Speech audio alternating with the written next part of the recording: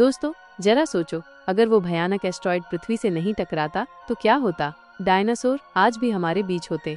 ये कोई छोटी मोटी बात नहीं है, ये एक ऐसी घटना थी जिसने पूरी धरती को हिलाकर रख दिया था। 6.6 करोड़ साल पहले एक 15 किलोमीटर चौड़ा एस्टेरॉयड धरती से टकराया, जिसकी ताकत 10 अरब हिरोशिमा बमों के बराबर थी।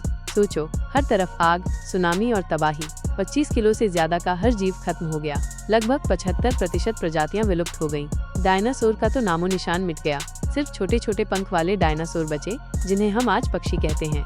अब सवाल ये है कि अगर डायनासोर बचे रहते तो क्या होता। क्या मैमल्स यानी हम जैसे स्तनधारी कभी इतने विकसित हो पाते? क्या डायनासोर इतने बुद्धिमान हो जाते कि वो खुद की सभ्यता बना लेते, या फिर वो आज भी धरती पर राज कर रहे होते और हम उनके पालतू जानवर होते? ये सवाल हमें सोचने पर मजबूर करते हैं कि इतिहास का एक छोटा सा मोड़ हमारी दुनिया को कितना बदल सकता था। लेकिन दोस्तों, इस भयानक घटना ने एक कमाल की चीज को जन्म दिया। डायनासोर के जाने के बाद छोटे छोटे स्तनधारी, जिनमें वो जीव भी शामिल थे जो आगे चलकर हम बने, फलने फूलने लगे। सोचो, अगर वो एस्टेरॉयड चूक जाता तो क्या होता। शायद हम आज डायनासोर की दुनिया में जी रहे होते।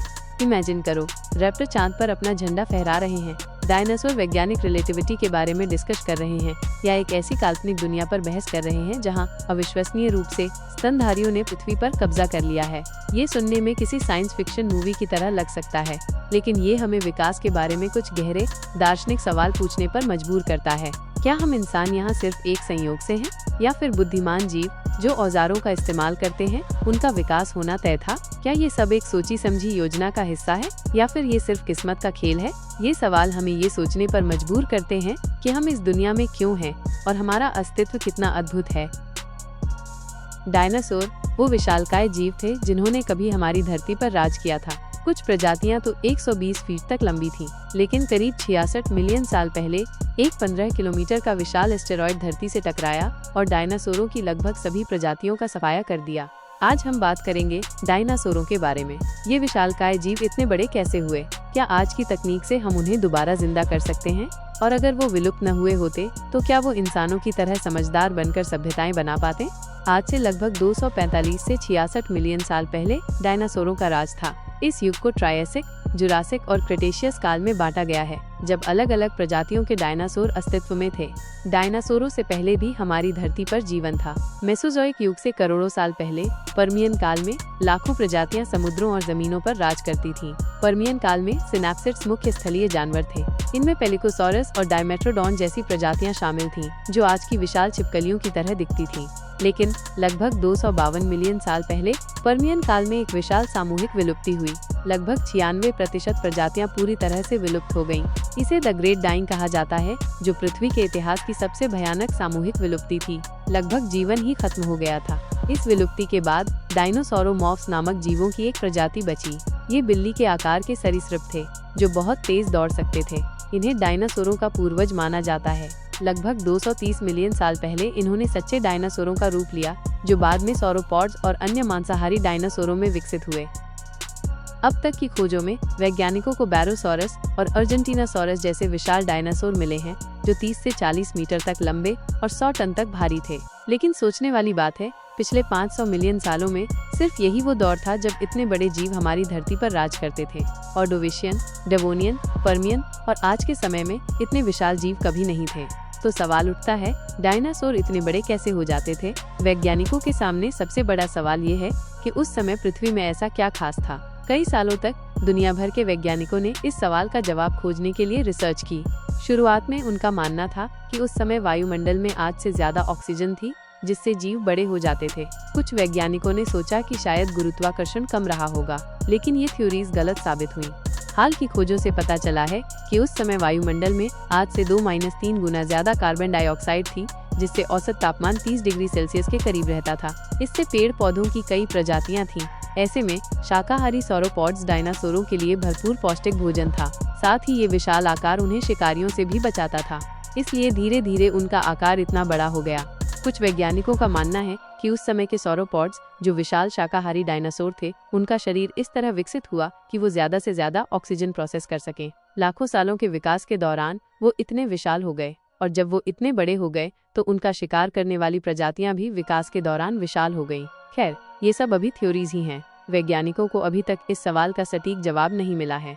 डायनासोरों की सभी प्रजातियों में वेलोसिराप्टर जैसे रैप्टर सबसे बुद्धिमान थे। उनके पास न सिर्फ सबसे बड़ा दिमाग था, बल्कि उनकी इंद्रियां भी दूसरे जीवों से कहीं ज्यादा तेज थीं। आपने जुरासिक वर्ल्ड फिल्म में इसकी झलक देखी होगी, जहां इंसानों ने वेलोसिराप्टर को प्रशिक्षित किया और वो अपने प्रशिक्षक की बात मानते थे। वैज्ञानिकों के अनुसार फिल्मों में दिखाई गई बातें गलत नहीं हैं। वेलोसिराप्टर आज के बिल्लियों और कुत्तों जितने ही स्मार्ट और बुद्धिमान थे।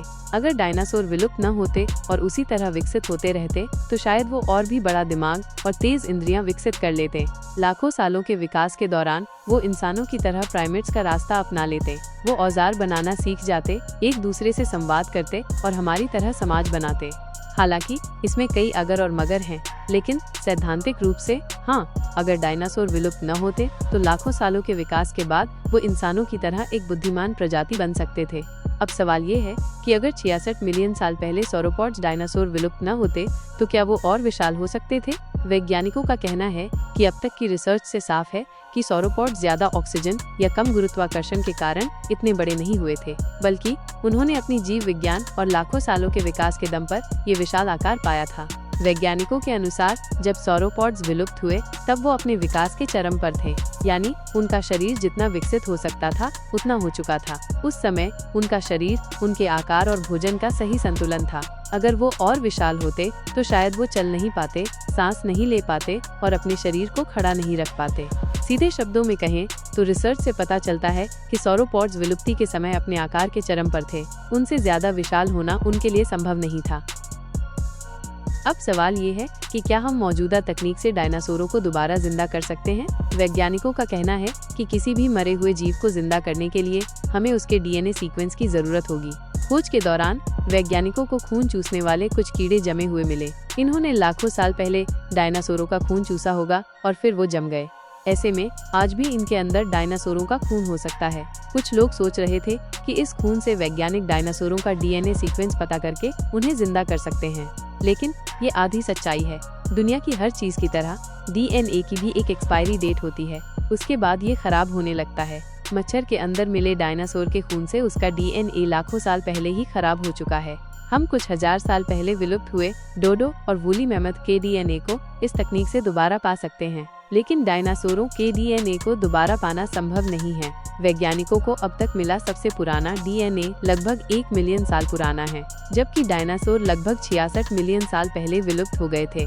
ऐसे में हम डायनासोरों के डीएनए को दोबारा पाने के करीब भी नहीं हैं और बहुत कम संभावना है कि उनका डीएनए आज भी किसी रूप में हमारी धरती पर बचा होगा।